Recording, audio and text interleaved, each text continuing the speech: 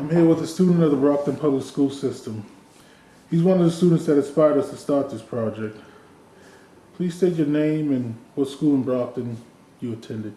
My name is Maverick and I attend Brockton High School and I'll be graduating in spring of 2016.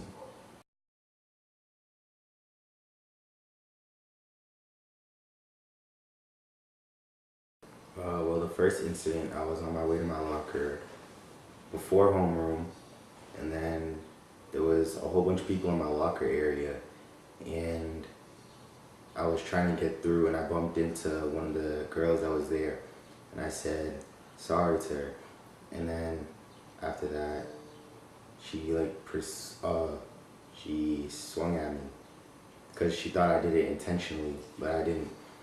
And then she swung, and then I grabbed her arms to try to restrain her, and then I let her go because I thought that she calmed down, and she proceeded to swing at me. And then I grabbed her arms again and then brought her to the ground trying to restrain her and telling her to calm down. And then when I let her back up again the second time, she continued to hit me, and I just stood there and blocked myself. And then her friend said that the teacher's coming, and then that's when it stopped. And then I seen her like 3 minutes later in the stairwell, and I apologized to her again. And then around fourth period, I got called down to the office with Mr. DuPont, and there was a police officer there. And they said that they got a report saying that I physically abused this female. You said you were brought down to the office and there were police and school officials. Why was that? Do you think it was necessary? No, I didn't think it was necessary because I only bumped into her on accident, and I apologized twice to her before the incident and then after the incident when it happened. So I didn't really understand why the police officer was there. Didn't the school, did they have video surveillance footage? Yes, they did. But they withheld the video for 8 months. Even though you had video evidence, do you feel it was fair that you were put in the court system? No, because the video showed exactly what I said. She was the aggressor and I was just defending myself. It didn't make sense for me to go through the court system over something that I thought was minor and thought that we could brush off. I understand you were injured during this situation with the female student. What happened exactly to you? I had a scratch from right here to right here across my chest. It was bleeding. I didn't notice it until I went to homeroom and someone in my homeroom said, "What's that on your neck?" And it was blood coming down. So you were scarred. Was she charged with anything? No, Mr. DuPont took a picture of my scar, but he didn't punish her in any way, shape, or form. You said that situation you felt was minor. Do you find that school administration abused their power? Yes, I believe so, especially when it comes to minority students. They're always trying to punish them harder and give them out-of-school suspensions, but for the white students, they always try to get them in school, or if they do the same thing that minority students would do, they would offer them help, like go see a guidance counselor or an adjustment counselor, or like try to help them solve their problem instead of just adding on to it. So the white students are treated differently or punished differently than the minority students. What makes you say that? Do you have any facts to back it up? Yes, because after my 3-day suspension without proper due process, I came back to school with a petition, and within 2 hours I had 140 students and teachers sign it. After the petition was signed, did school administration do anything? Did they change any rules or anything?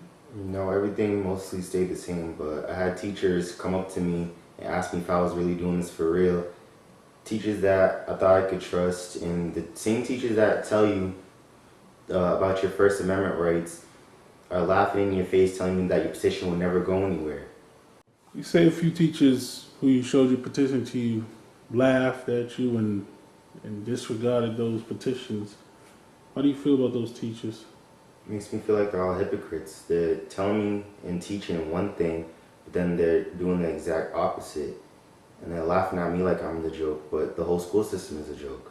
I want to hear your version of the story. I think you was 13 years old at the time when it happened, right? Yes. All right, so tell me what happened.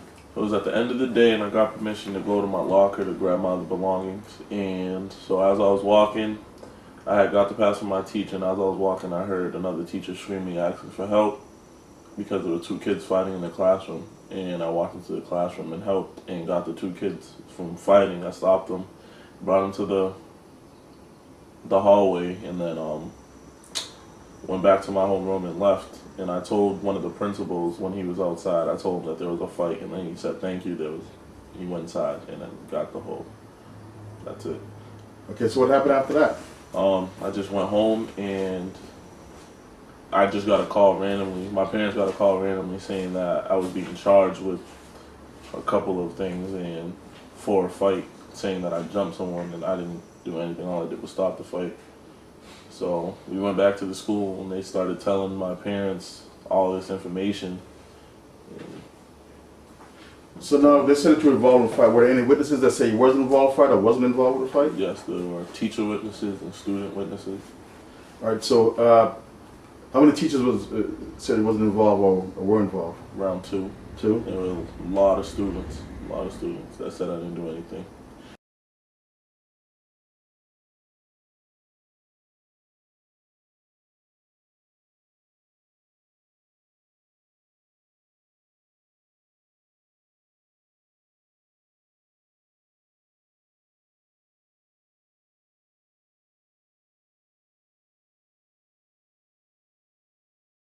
So what happened after that?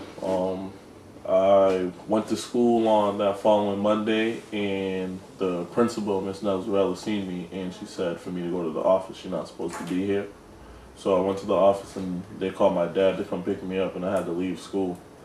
And then I guess the next day I went in again, and it just said I had in-house. So I had in-house for like 2 days, and then I got suspended for like 18. I got suspended for 18 days. 18 days without due process? Yeah.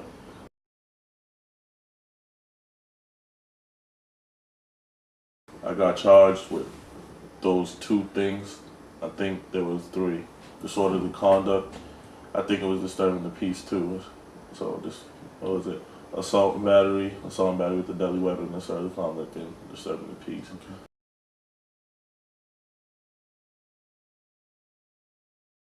Because I had gotten 18 days out of school, you know, I missed they were saying I was going to miss my graduation. I missed my school field trip.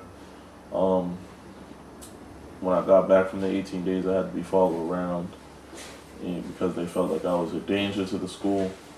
And not to make this a black and white issue, I had a white friend that had fought someone in school, and he only got 3 days in-house suspension, right? And then I had another friend that I know. He had marijuana on him in front of the principal, I guess, and he got suspended in-house, and he didn't get anything taken away from him. He got to graduate on time with everybody, got to go on the big school field trip, and you know, it hurt me staying in the house for 18 days, not doing anything except for the schoolwork that I had to go pick up every day.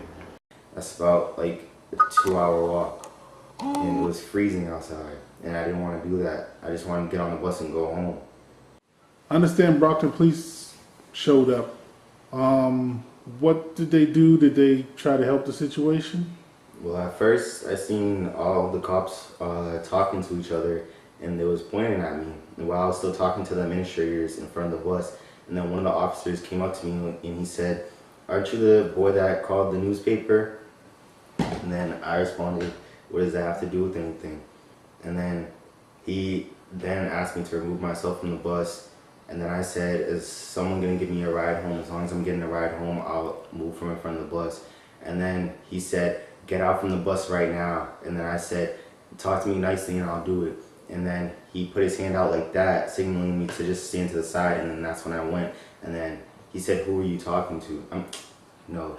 I moved to the side, and then he said, "That's what I thought." And then I said, "Who are you talking to?" And then that's when he said, "You're under arrest." And then he grabbed my arm and said, "Stop resisting," when I didn't even move or struggle. And as soon as he said stop resisting, 2 other cops then came up from behind me, picked me up in the air, and then threw me on the ground. Oh, what are you doing? Are you? Get out! Are you serious? What are you doing?